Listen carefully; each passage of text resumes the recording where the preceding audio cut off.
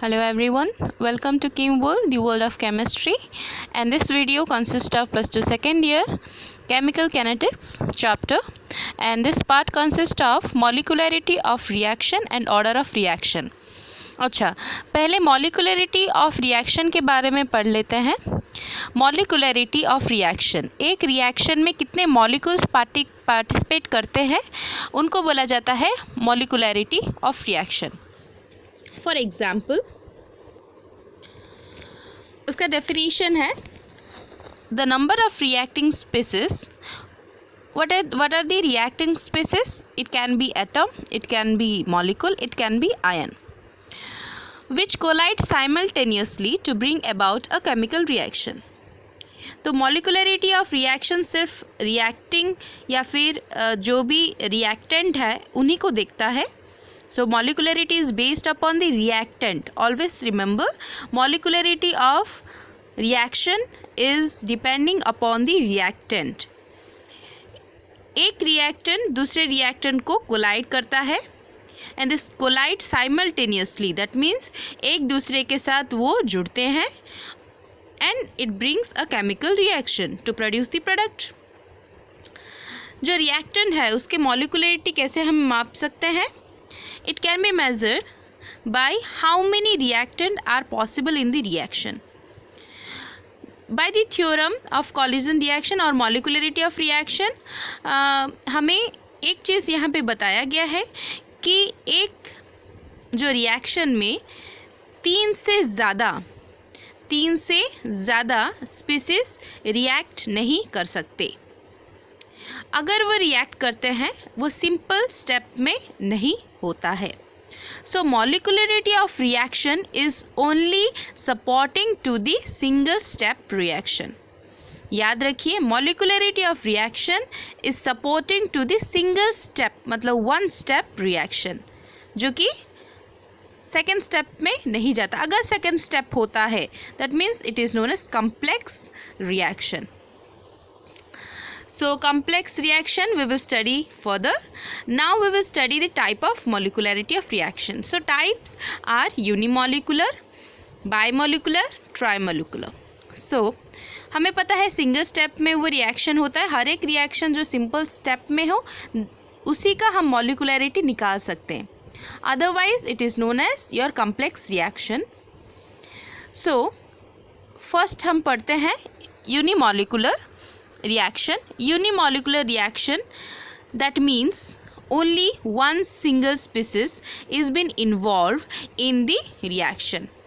मतलब एक ही आपका species, मतलब molecule हो, atom हो, ion हो. कैन species मतलब molecule, atom and ion. एक molecule या फिर एक atom या फिर एक ion जो है reaction करता है अपने आप, then it is known as unimolecular reaction. Next है आपका बायमोलिकुलर. दैट मीन्स दो स्पीसीज, दो मॉलिक्यूल हो, दो एटम हो या फिर दो आपके आयंस हो. अगर वो रिएक्टेंट होते हैं, they are giving a reaction, then it is known as your bimolecular reaction. मतलब रिएक्टेंट साइड में अगर एक हो, एक ही कंपाउंड हो, एक ही स्पीसीज हो, देन आप इसको यूनिमोलिकुलर बोल सकते हैं. अगर दो रिएक्टेंट है then it is known as your bimolecular reaction. अगर तीन हो तो तीन अगर कॉलिशन करते हैं और प्रोडक्ट फॉर्मेशन करते हैं, तीन स्पीसीज मॉलिक्यूल, एटम और आयन तीन हो तो उसको बोलते हैं ट्राइमोलिकुलर रिएक्शन. तो ये रहा उसका डेफिनेशन. हम एग्जाम्पल देखते हैं. यहाँ पे देखिए, पहला एग्जाम्पल यूनिमोलिकुलर का. नाइट्रोजन पेंटॉक्साइड जो है एक मॉलिक्यूल है, एक ही मॉलिक्यूल है और वो आपको नाइट्रोजन टेट्राऑक्साइड और हाफ ऑक्सीजन देता है. तो रिएक्टेंट साइड में कितने मॉलिक्यूल्स आपके रिएक्शन कर रहे हैं? Reactant one, so it is unimolecular. Second देखिए, आपका ethyl acetate and sodium hydroxide है. आपको sodium acetate and ethyl alcohol मिलता है. तो रिएक्टेंट साइड में कितने मॉलिक्यूल या फिर कितने एटम या कितने आयन जो है वो इन्वॉल्व है, रिएक्टेंट में 2 है, एक है इथाइल एसीटेट, सेकेंड है sodium hydroxide, that is known as bimolecular. तो 2 मॉलिकुलरिटी हम अगर निकालेंगे पहले वाले का नाइट्रोजन पेंटोक्साइड का, then it is molecularity is 1। दूसरे का देखें तो आपका ethyl acetate and sodium hydroxide, molecularity कितना होगा 2, so it is known as bimolecular reaction. Next है आपका जो 3 है, 3 स्पीसीज़ को लेकर होता है। सो एग्जाम्पल दिया गया है sodium dioxide plus oxygen.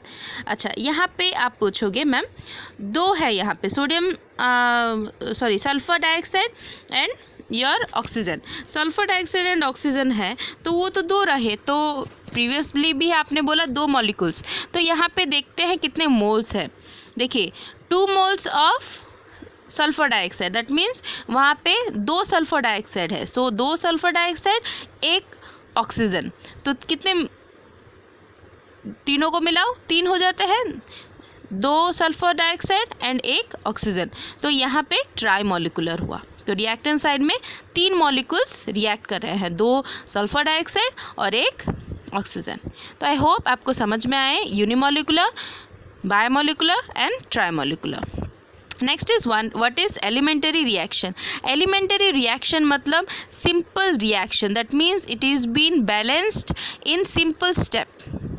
Such reaction for which the molecularity is simply the sum of number of molecules of reactant species as represented by balanced chemical equation। एक balanced chemical equation होता है और उसमें simple आप number of molecule of reactant choose करते हो। Characteristic of molecularity, क्या क्या characteristic है वो पहले मैंने आपको बताया था, it is having single step reaction, वो आपका सिंगल स्टेप रिएक्शन को फेवर करता है, और a single step of complex reaction which involve a number of steps for its completion.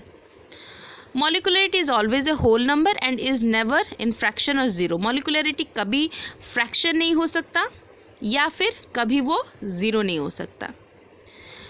अच्छा, ये बहुत ही कॉमन सा चीज़ है, ज़ीरो नहीं हो सकता क्योंकि रिएक्टेंट अगर ज़ीरो है, रिएक्टेंट ज़ीरो है, मॉलिक्यूल्स है ही नहीं, तो रिएक्शन क्या होंगे। और फ्रैक्शंस कभी नहीं होते।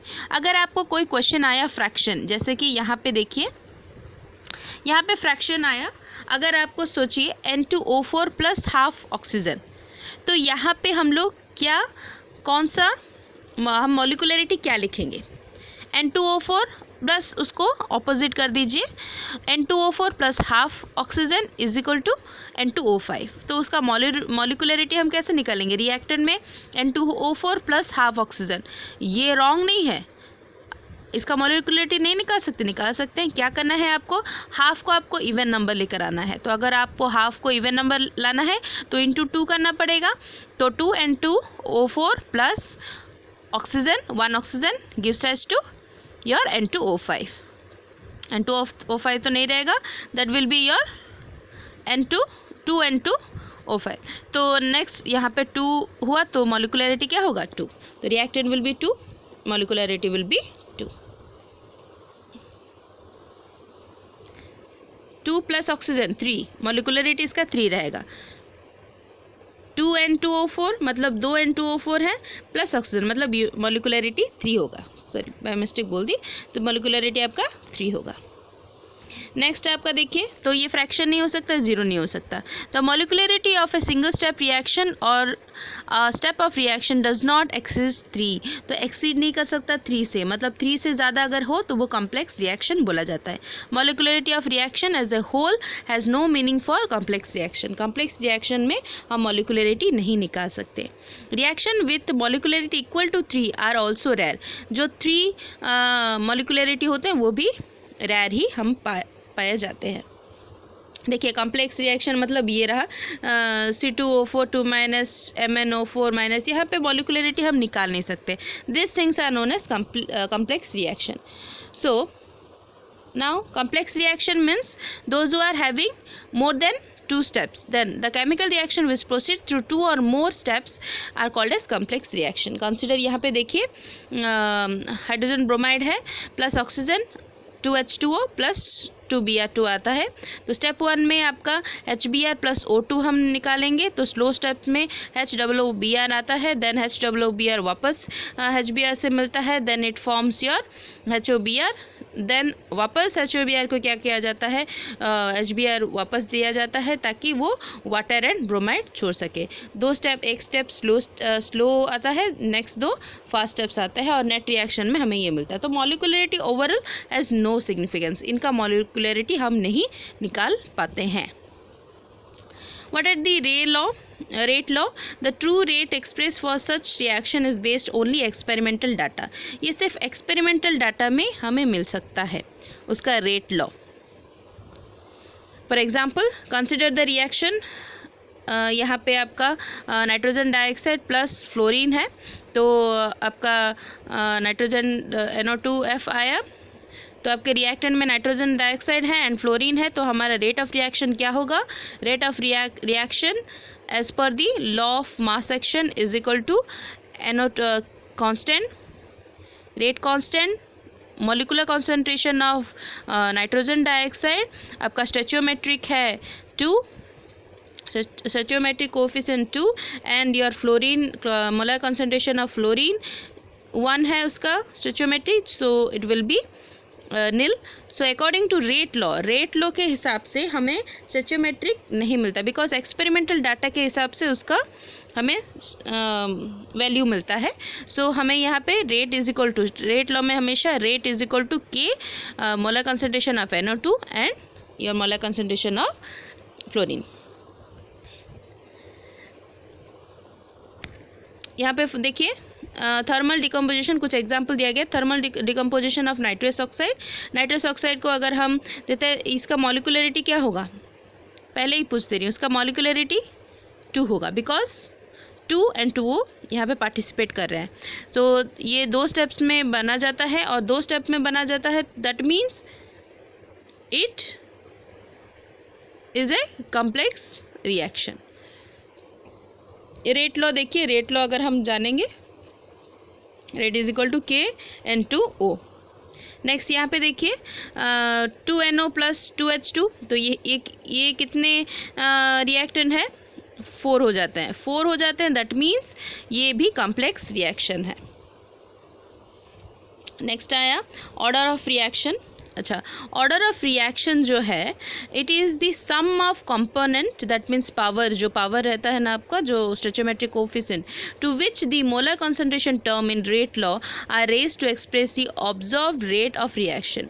तो यहाँ पे जो भी आपका कॉम्प्लेक्स रिएक्शन है वो मेनली यहाँ पे प्रोड्यूस होता है, एंड मोलर कंसंट्रेशन के साथ जो आपके रेट होते हैं उनको सम टोटल बनाया जाता है।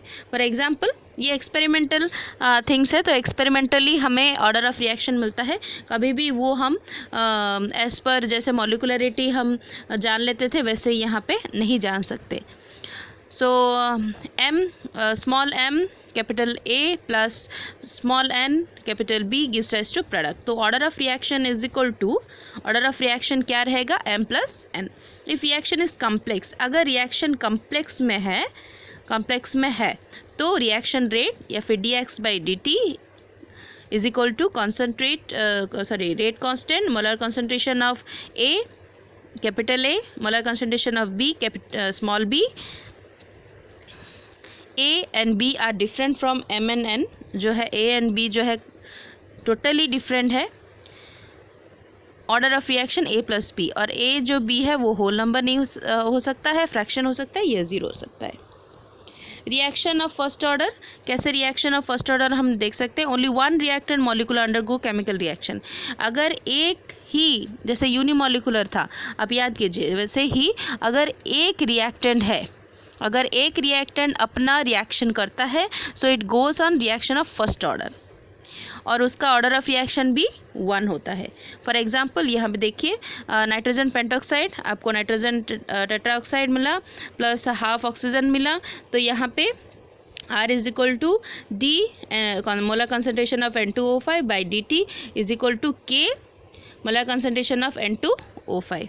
सो आपका ऑर्डर ऑफ रिएक्शन कितना है 1। सेकेंड एग्जाम्पल, मैम यहाँ पे तो 2 रिएक्टेंट है, तो यहाँ पे 2 रिएक्टेंट है, फर्स्ट ऑर्डर में कैसे रह गया? क्योंकि जब भी आपका वाटर लार्ज क्वांटिटी लिया जाता है तो कंसंट्रेशन ऑफ वाटर हमेशा कांस्टेंट ही रहता है। कोई भी आप देखो तो it will be, water will be constant. कहीं पे भी वाटर अगर आपको देते हैं then water will be in constant rate, और कुछ उसका हो नहीं सकता, उसका कंसंट्रेशन कुछ है ही नहीं। तो मॉलिक्युलरिटी ऑफ रिएक्टेंट हम निकालेंगे, कितने रिएक्टेंट हैं? 2 हैं, तो हम मॉलिक्यूलर ऑफ रिएक्टेंट 2 लिख दिए। लेकिन रेट कांस्टेंट कैसे निकाल सकते हैं? रेट कांस्टेंट देखिए, वाटर तो हम कांस्टेंट में रखें तो कितना रेट करेंगे? तो molar concentration of CH3 COO C2H5, सो आपका ऑर्डर ऑफ रिएक्शन 1 आया। Other rate of reaction second order भी है, थर्ड ऑर्डर भी है, फ्रैक्शनल ऑर्डर भी है, तो उसको देख लेते हैं। रिएक्शन ऑफ अदर ऑर्डर्स कैसे निकालते हैं? अगर small A capital A plus small B capital B gives rise to product, तो R और minus dx/dt is equal to rate constant, molar concentration of A and stoichiometric, molar concentration of B, capital B and stoichiometric is small b। तो order of reaction हमें पता है A+B होगा, ये complex के लिए है।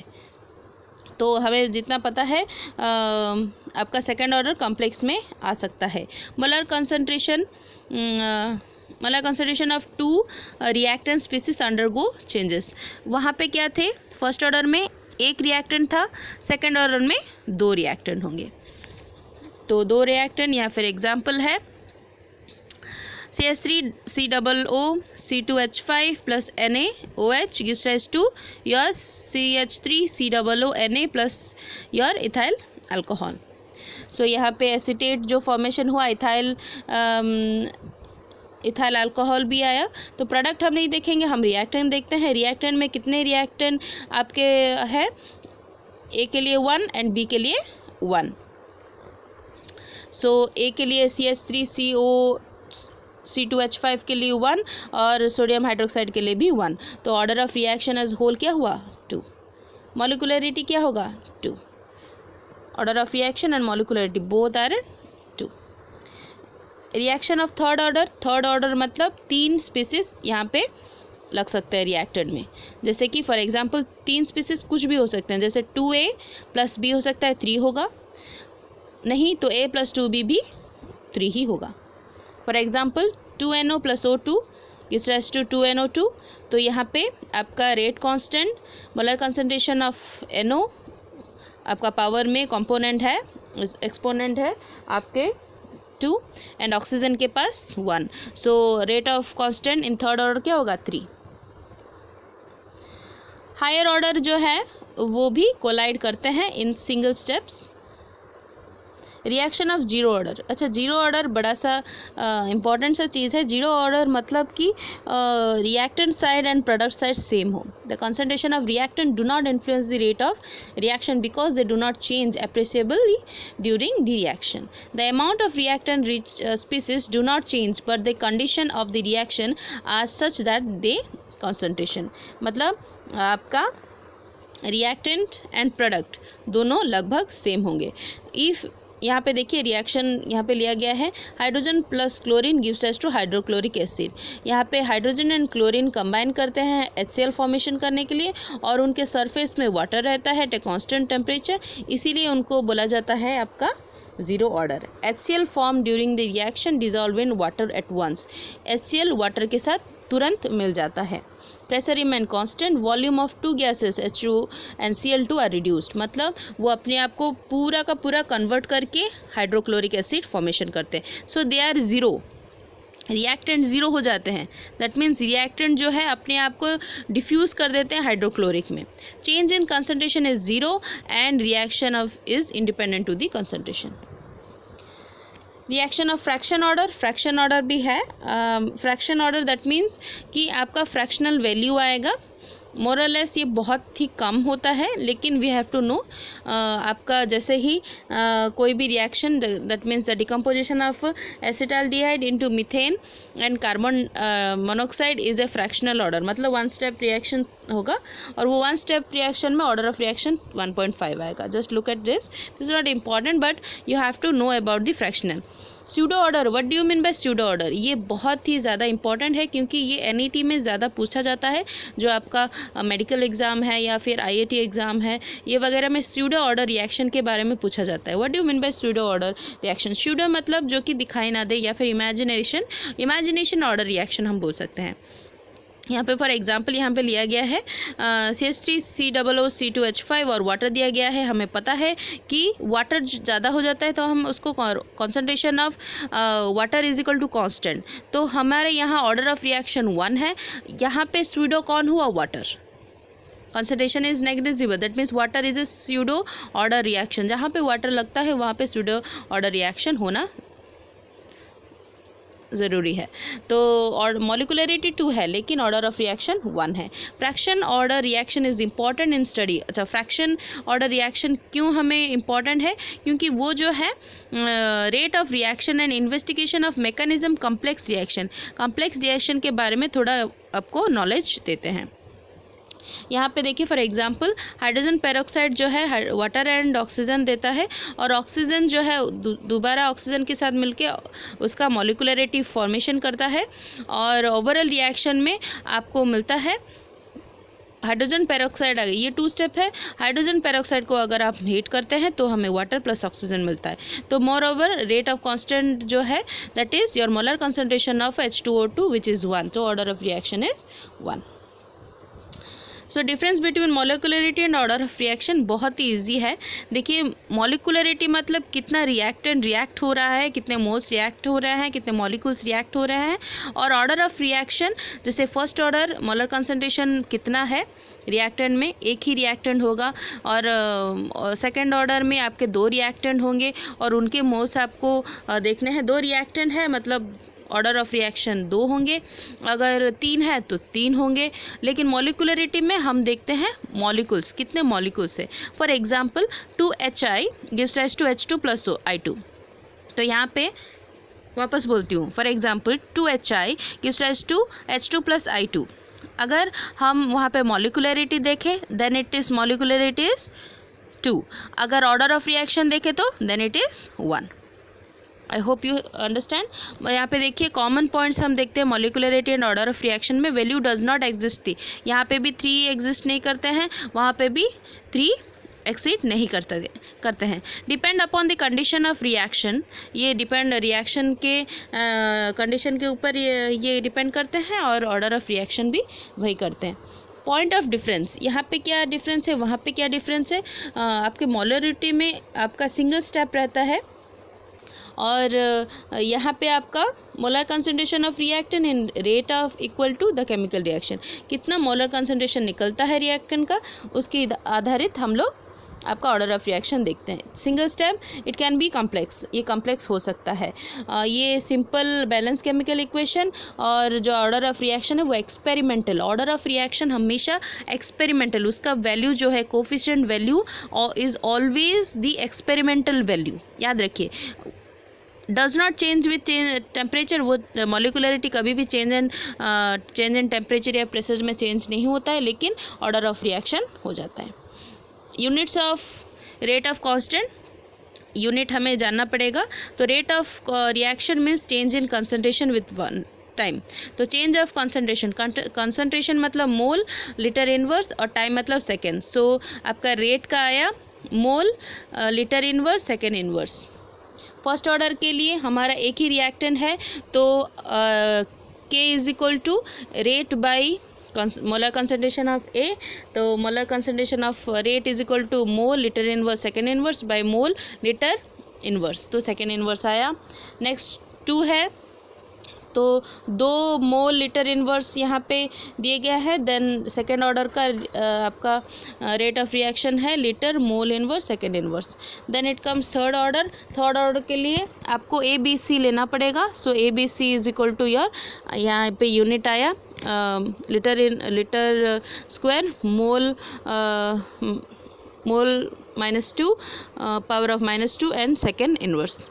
ज़ीरो ऑर्डर के लिए ज़ीरो रहता है लेकिन रेट तो रहेगा ही, तो mole, litre inverse, second inverse. Gases के लिए जो है rate by your pressure in atmosphere.